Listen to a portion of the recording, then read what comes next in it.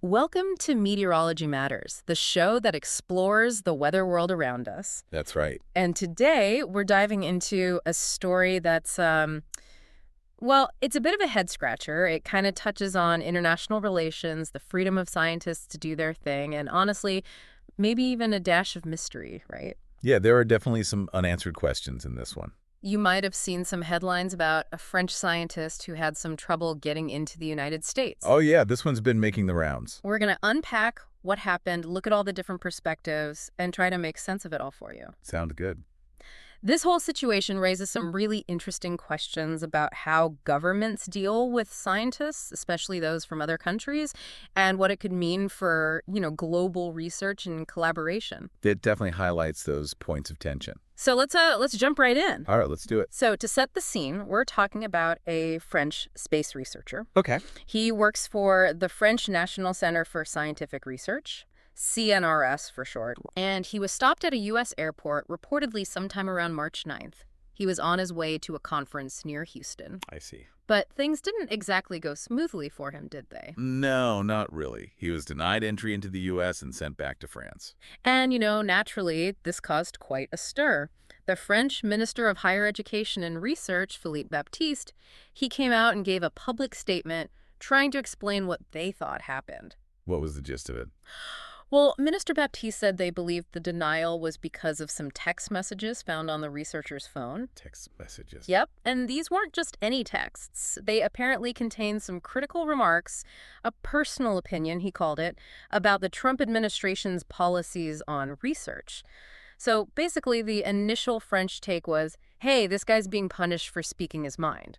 So right from the get-go, we've got freedom of speech concerns being raised. Exactly. It's a pretty sensitive issue. But then the story takes a more serious turn, right? Oh, yeah. Things definitely escalated. An unnamed source, talking to AFP, claimed that the U.S. authorities actually labeled these texts as hatred towards Trump. And get this, they even suggested it could be qualified as terrorism. Terrorism. Wow, that's a huge jump. It is, right. And then another source, also familiar with the case, mentioned that the U.S. authorities were talking about hateful and conspiracy messages. So you've got these really strong accusations being thrown around. Definitely raises the stakes. It does. And there were even reports that the FBI got involved and started an investigation. An FBI investigation. But it seems like any charges were dropped before they sent the researcher back to France. So a lot of drama, but no actual legal action taken against him. So on the one hand, you have the French minister talking about freedom of opinion. Yeah. And then on the other, you have these unnamed sources throwing around terms like terrorism and hateful messages. Yeah, two very different pictures emerging. So naturally, everyone's waiting to hear what the U.S. government has to say about all this. And the U.S. Department of Homeland Security, DHS, they came out with their own version of the story. And I bet it was different. You bet it was. Their spokeswoman, Tricia McLaughlin, she basically contradicted the French account completely. Oh, really? So what did they say? McLaughlin said the researcher was denied entry not because of his political opinions, but because he had confidential information from Los Alamos National Laboratory in New Mexico on his electronic device. A completely different reason. Right. Talk about a plot twist. DHS claimed this was a violation of a non-disclosure agreement and that the researcher admitted to taking this information without permission and even tried to hide it. So they're painting him as someone trying to sneak out sensitive information. Exactly. And McLaughlin was very clear. Any claim that this was about politics was blatantly false, she said. Okay, so we've got these two conflicting narratives, and then the U.S. Customs and Border Protection, CBP, chimed in too, right? They did. CBP spokesperson Hilton Beckham, he backed up what DHS said.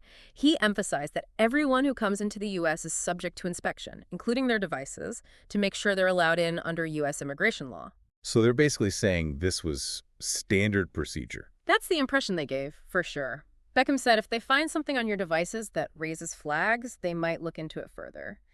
And he also directly addressed the claims of political bias, calling them completely unfounded.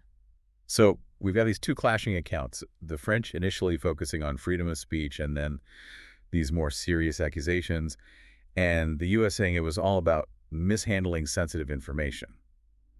And this leaves us with a lot of unanswered questions. Absolutely. I mean, if the researcher really was in possession of confidential information, potentially even something bordering on espionage, as some reports suggested, why wasn't he prosecuted? Right, that's a good point. If it was a genuine security threat, you'd think there'd be legal consequences. Exactly.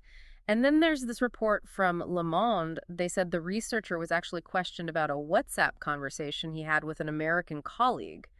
Apparently, they were just talking about maybe organizing protests against the Trump administration's science policies. That sounds pretty harmless compared to terrorism or espionage. It does, doesn't it? And to add another layer to all this, the management at CNRS, the researcher's employer, they put out a statement saying that he always followed the rules about data sharing between NASA and CNES, the French space agency.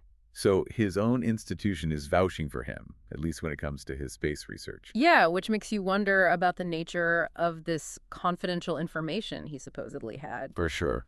And we don't even know for sure when this supposed interaction with Los Alamos National Laboratory happened or what it involved. There's just a lot of missing information. Yeah, a lot of gaps in the story. And Los Alamos National Laboratory themselves, they acknowledged the incident, but all they said was that they were working with federal officials to understand more, so even they might not have the full picture. It's all very murky, isn't it? It is. And to make things even more complicated, you've got this whole backdrop of tension between the French government and the Trump administration on scientific matters. Right, there was already some friction there. Minister Baptiste, he'd been pretty vocal about criticizing the Trump administration's approach to science. What were some of his specific criticisms? He spoke out against the cuts to research funding, the withdrawal from the World Health Organization, the exit from the Paris Climate Agreement, and the appointment of Robert F. Kennedy Jr. to head the Department of Health and Human Services. So a lot of disagreement on key issues. Definitely. And before this whole incident, Baptiste actually encouraged French research institutions to welcome American scientists who might want to leave the U.S. because of those budget cuts. Interesting. And some institutions, like Aix-Marseille University, even created special programs to make it easier for them to come over. So there was already this sense of, hey, come to France if you're not happy with how science is being treated in the U.S. Exactly. And after this incident with the researcher, the French Academy of Sciences, they released a statement too. What did they have to say? They were pretty strong in their condemnation. They talked about an authoritarian drift that's harmful to science and seriously challenges the fundamental freedoms of the academic world. Freedom of thought, expression, and travel, they specifically mentioned. They clearly felt this was a serious threat to academic freedom. They did.